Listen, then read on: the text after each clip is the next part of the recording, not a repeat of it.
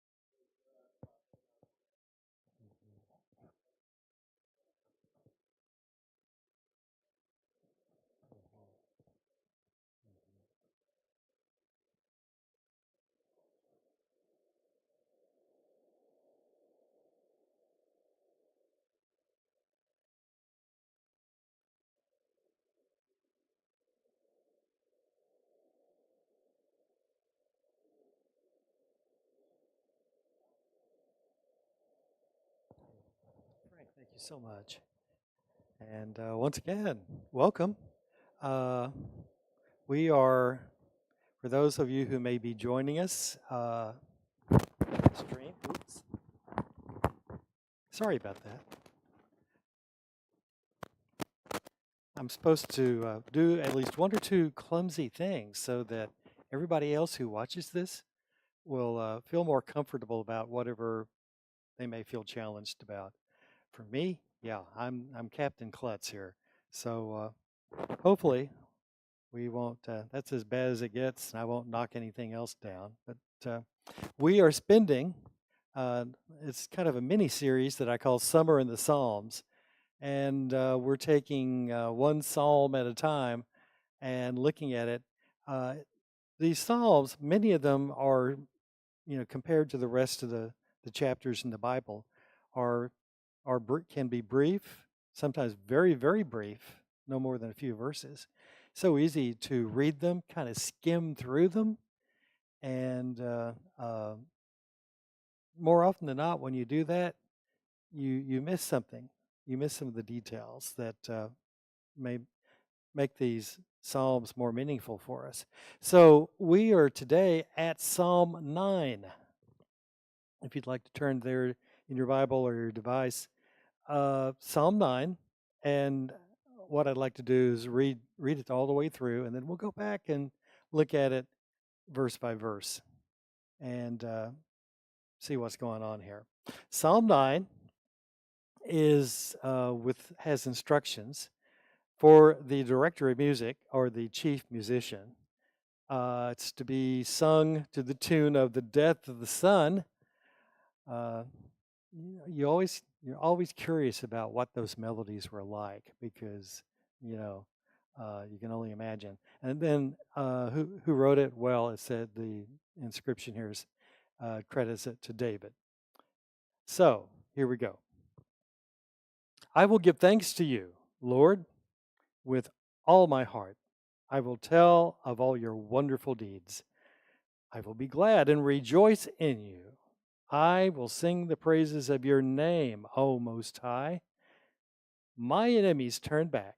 they stumble and perish before your presence. For you have upheld my right and my just cause. You sat enthroned as the righteous judge. You have rebuked the nations and destroyed the wicked.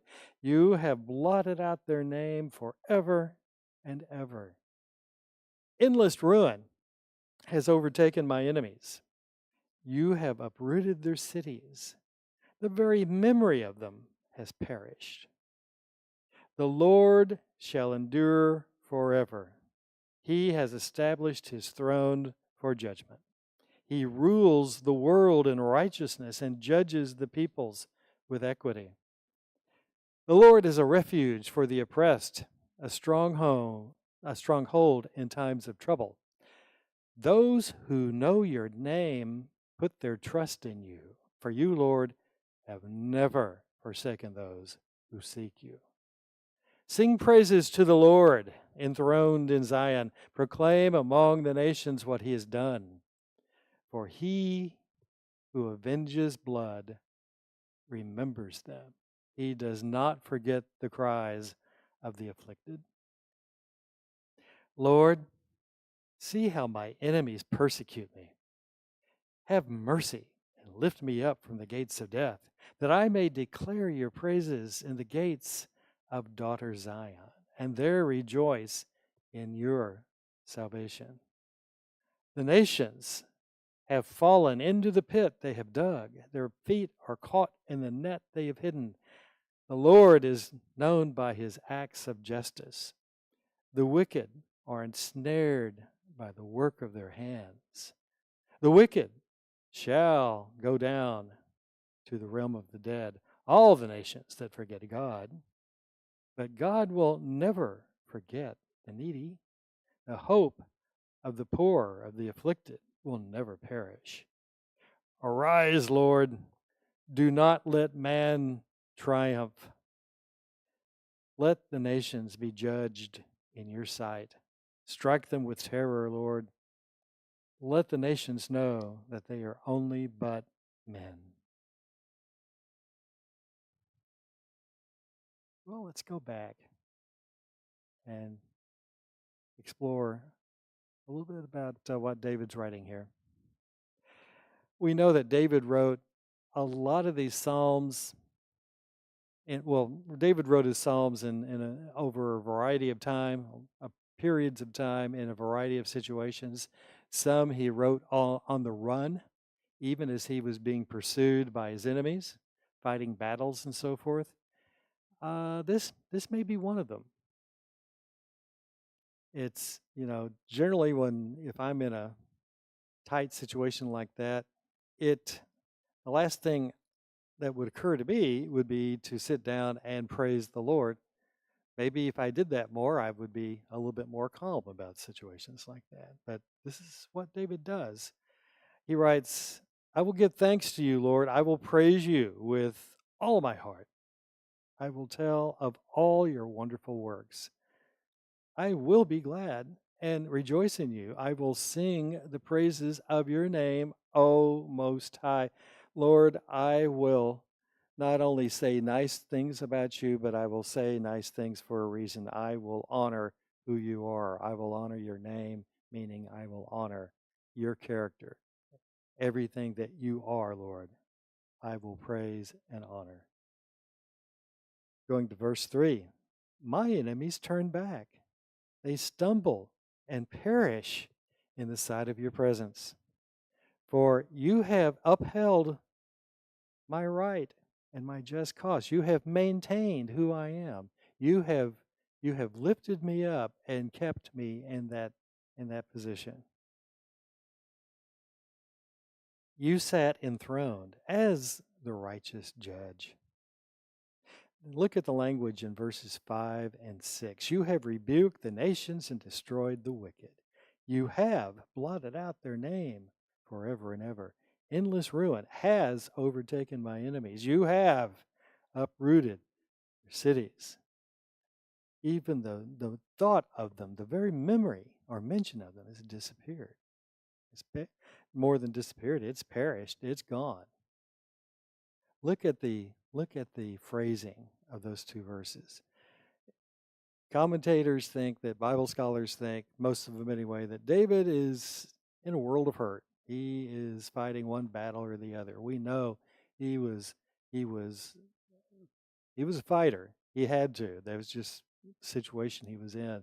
Even the Lord referred to him as a man of blood. Uh, many of his days were in one existential crisis after another. And yet, what we see here, and what many commentaries will say, is that David is writing and speaking and praising God as though all these problems, all these things, these attacks by his enemy, and how God is dealing with them, has already occurred. It's in a sense of writing that's called prophetic perfect. David is speaking as though God's promises have already been fulfilled, even though in real world, at the time David is writing this, they very likely haven't been fulfilled yet. But David is writing through the eyes of faith. He's not looking at things as they are. He's looking at things as promised by God, and in his belief of as how God will take care of these situations.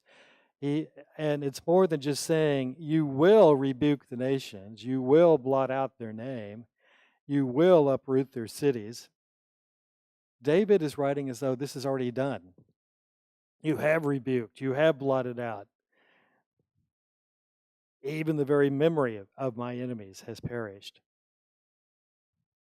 That's showing a measure of faith in how David regards his situation and his relationship with God. Continuing in verse 7, talking about God, the Lord shall endure forever. The Lord sits enthroned forever. He has established his throne for judgment. Verse 8, he rules the world in righteousness. That may or may not sound familiar, but we talk about how we mentioned a couple of weeks ago how Psalms is probably very likely the most quoted book in the New Testament. And in fact, this is this particular verse is indeed quoted in the New Testament. It's quoted in Acts. It's quoted in the book that we were studying just a few weeks ago. It's in Acts chapter 17, and of course that is where Paul winds up in Greece, in Athens, in a place called Mars Hill, where basically there was a monument to just about every imaginable god. And Paul took the time to point out to anyone who would hear him that, hey, you've got, there's a god, you've got a monument for every god that mankind might think of. Let me tell you about the one that you haven't thought of. Let me tell you about the one for whom no monument here exists, except the one that you guys put up, possibly as a way of just in case we forget, and we don't want to forget any of these deities, but in case we did, here's this nice blank monument that's inscribed to an unknown God. Let me tell you about that unknown God, and he does. And in the process, he says, in describing who God is, he quotes this verse here in verse 8. You can reference it in Acts chapter 17:31, where he rules the world in righteousness. And specifically, he's telling his audience that God has set a day where he will judge the world in righteousness. And he has appointed a man who will undertake that judgment and judge and rule in righteousness. And of course, Paul is talking about Jesus. And he uses this verse, he quotes this verse to back up his statement. But David continues here. The Lord is a refuge for the oppressed. He is a stronghold in times of trouble. Oh, yeah. I'm sure David feels like he can probably remembered how numerous times in which God came to his rescue. And we've read some of those stories in our study of 1st and 2nd Samuel. I remember one little episode where King Saul was hot on the heels of David, chasing him, hunting him down, intending to kill him. In fact, it got so close that the two of them were on the same mountain. Saul was on one side of the mountain, David was on the other. It was that close, and then just miraculously, Saul gets this message that, hey, you need something's come up back home. We need you, so come back here. And so Saul abandons his search for David, his hunt for David, and David is saved. Verse 10. If you're looking for a key verse, if you don't want to remember anything else about this particular psalm, remember this verse. I think this is the key verse in Psalm 9. If you have a Bible where you like to mark significant verses, this is one verse to mark. If there's some way of making a note of it on your tablet or other device, see if you can do that. But David writes in verse 10, those who know you, who know your name, put their trust in you. For you, Lord, have never forsaken those who seek you. Great truth. And also with it, some great instruction, because David writes, those who know your name, Lord, put their trust in you. Well, what are you talking about, David? Good grief. Yeah. Do I know the name of God? Yeah, I know what his name is. It's God. Well, okay. I've actually, I've remember some Bible classes when we got into the Old Testament and everything. Yeah, I think his name also is Jehovah. Yeah, so yeah, I know the name of God. David's talking about something a little bit more. He is, and it makes sense when you start thinking about when folks like David and other writers in the Bible associate the name of people with something more than just what do we call this guy? So often when you look at how certain characters in the Bible are named, they are named for a specific reason. They are named to commemorate something. They are named because of what their parents or what God intends for them to become. They are given a specific name. That applied even to Jesus. Because a name is more than just a name. A name is everything that embodies that person. It embodies their character. How do you get to know the name of someone? And especially, how do you get to know the name of the Lord? Well, it's more than just a casual reading of the Bible or mentioning God's name in conversation or at random. This means if you know the name of God, if you want to know the name of God, that requires, hey, I need to really sit down and study this, who God is, what he's about. I need to spend time in the scriptures, not only just reading the Bible, but meditating on what I've just read. I need to spend time in prayer. I need to talk about God with fellow Christians. I need to do a deep dive into who God is. And as I do that, and you can't spend too much time deep diving into the name of or the character of God, because the more time you spend, the more you learn. That is a study that never runs dry. But as you do that, as you know more about God, as you learn to put your trust in him and depend on him and your faith in God grows.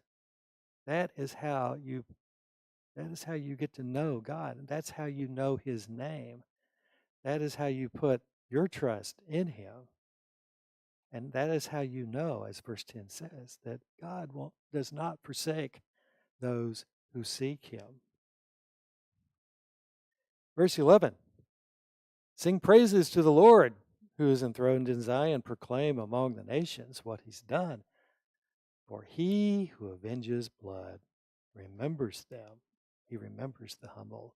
more than that, God is on the side of the humble. God is on the side of those who love him and seek him. He does not forget, he does not ignore the cries of the afflicted, of the humble. Then we get into the last section of Psalm 9. And in here we see God, and the Psalm 9 throughout is full of praise for God. But here, as we get into start verse 13 through 20, we see David offering two prayers to God. First one is, God, help me. Lord, see how my enemies persecute me. Have mercy and lift me up from the gates of death. You know, we know that some of these battles that David fought, well, pretty much any battle that David was involved in was life or death. That's basically what a warrior means.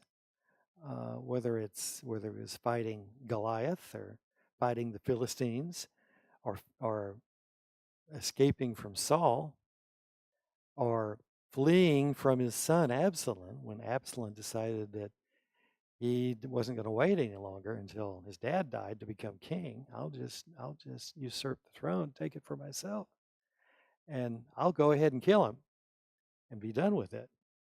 Lord, help me.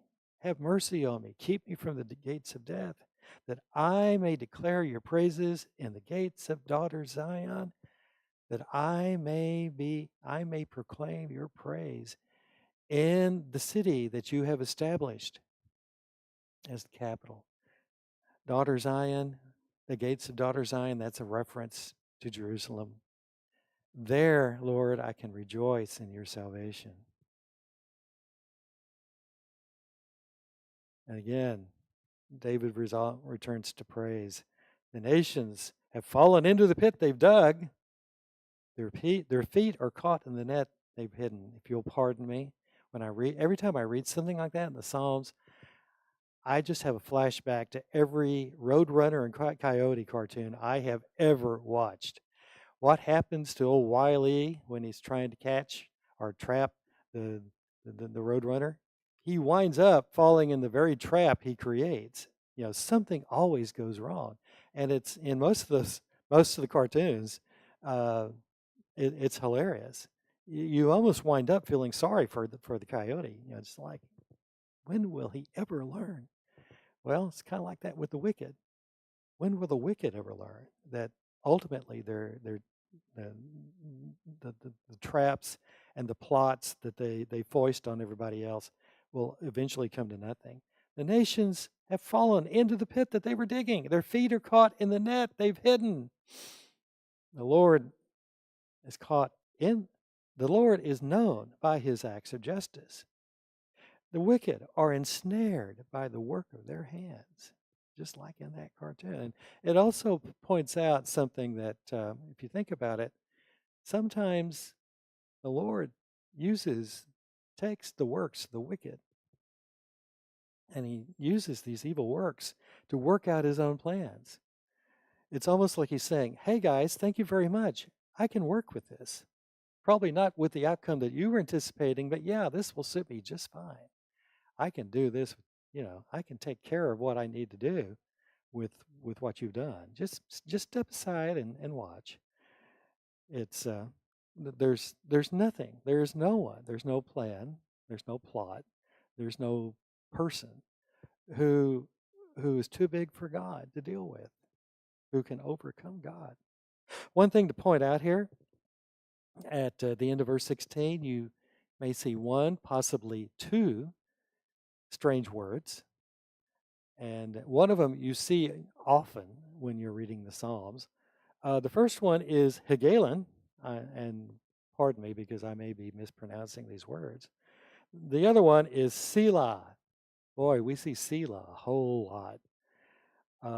Highland, well, both of these are from Hebrew words in origin, and yes, they do have significance. Um, some Bible commentators can't agree on much of anything, but on one of these words, there seems to be a common consensus. That's Selah, and the common consensus is We don't know what it means. It's like, you you got me, bud. Your guess is as good as mine, you know. But we're going to take a flying leap on some of these two words. Higalon, there is more of a consensus that says when you see the word Higalon, basically that's Hebrew for meditate on this.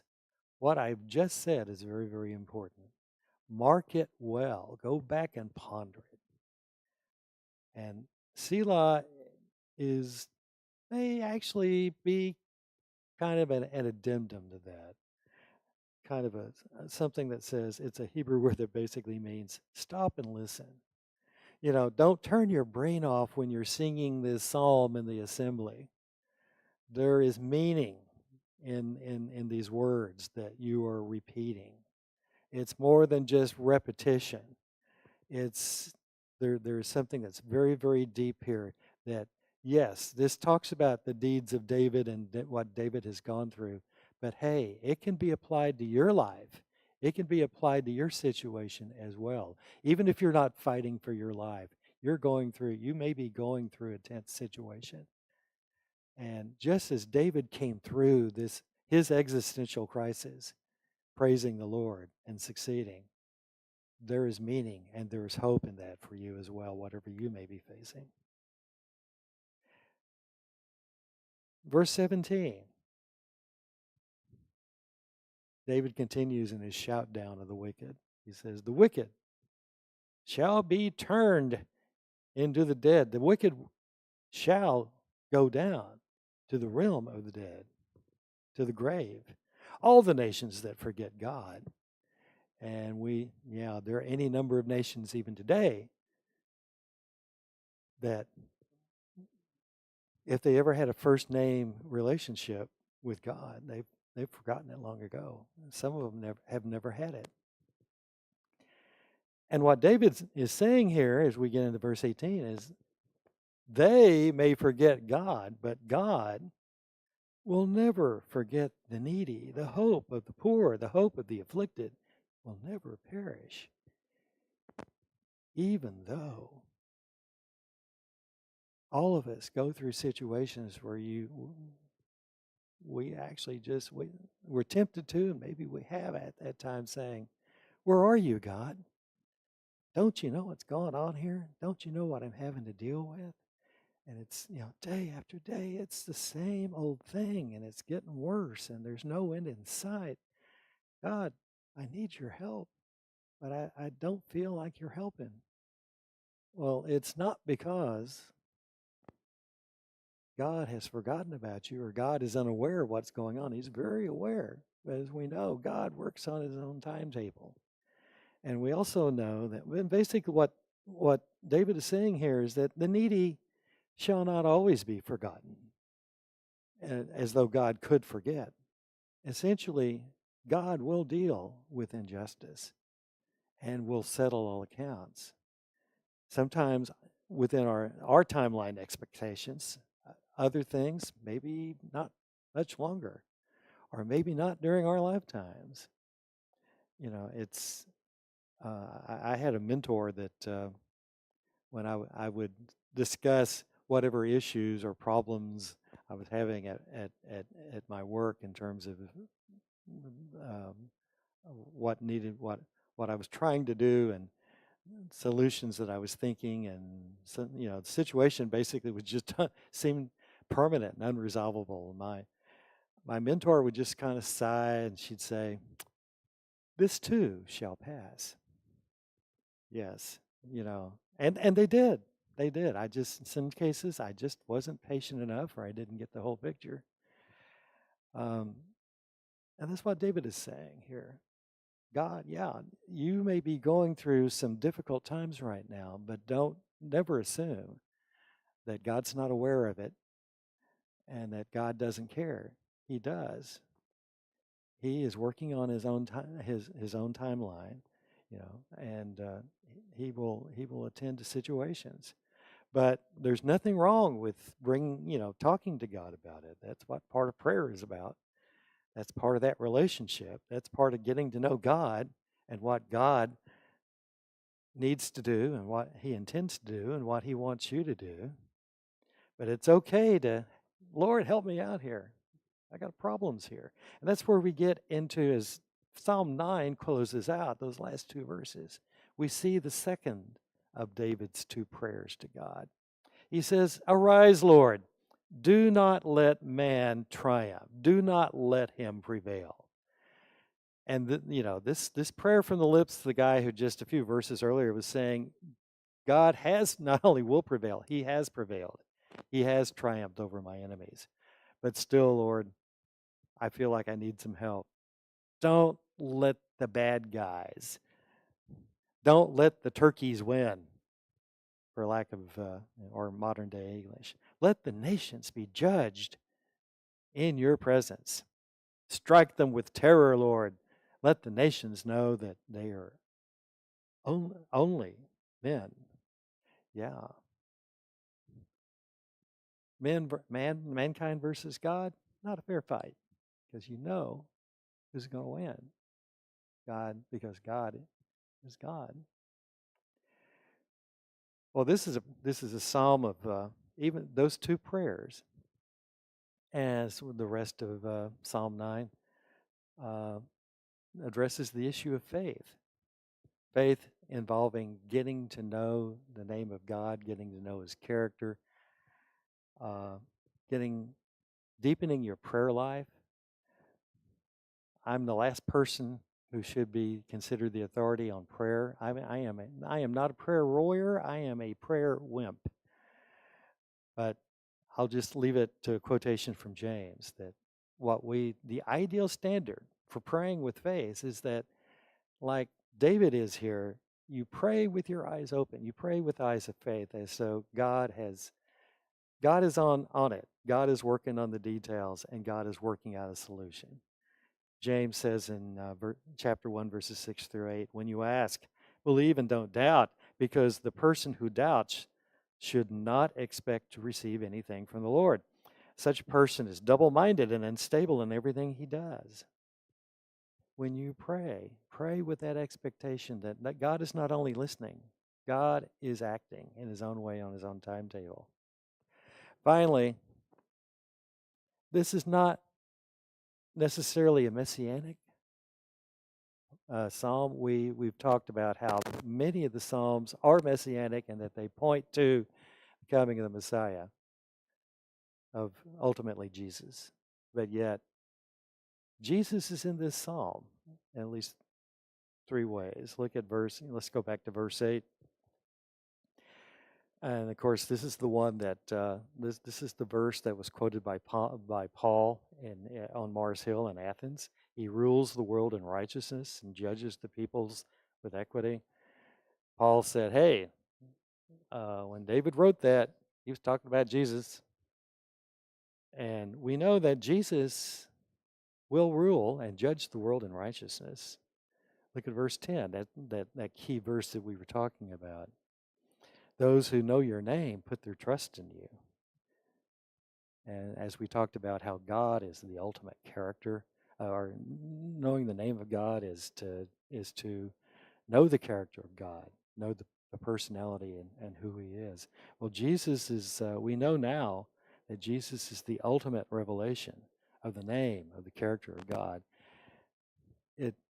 Through Jesus, we know we have a much more intimate detail and knowledge and understanding of what the nature of God is about, showing how Jesus uh, behaved and conducted His life while He was here. And then finally, verse 13, have mercy on me, Lord, lift me up from the gates of death. Well, Jesus is the ultimate one who was delivered from the gates of death.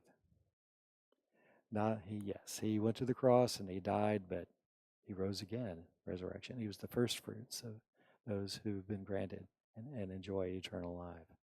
So, that is Psalm 9, and that leads us up to Psalm 10, and which will be the basis of our lesson next Sunday. So if you'll take a look at that psalm, and Lord willing, when we get back together next Sunday, we'll be looking at that. Thank you very much for your time. I hope you enjoyed the lesson. I hope you got something out of it. and wishing you a good week. Stay cool and pray for rain. Thanks.